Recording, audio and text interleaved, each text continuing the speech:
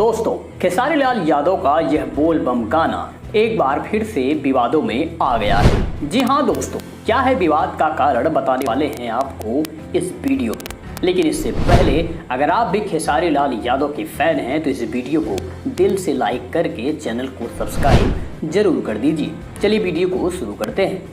दोस्तों, सावन का महीना चल रहा है और ऐसे में भोजपुरी गाने भी खूब रिलीज हो रहे हैं, चाहे वो पवन सिंह के हों, खेसारी लाल यादव के हों या फिर अरविंद अकेला कल्लू के हों। लेकिन एक गाना खेसारी लाल यादव का आया है जिसे सुन करके विवाद हो गया है। जी हाँ दोस्तों, खेसारी लाल यादव का रिलीज हुआ गाना अहिरान बम विवादों में आ गया है। इस गाने को जातिवाद का रूप दे दिया गया है। लेकिन क्या यह सही है?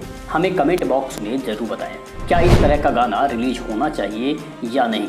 क्योंकि बोलबम जाने वाले हर जात के लोग होते हैं। इस तरीके का गाना अगर कोई सुनेगा तो निश्चित रूप से उसके मन और दिल को आहत जरूर होगा।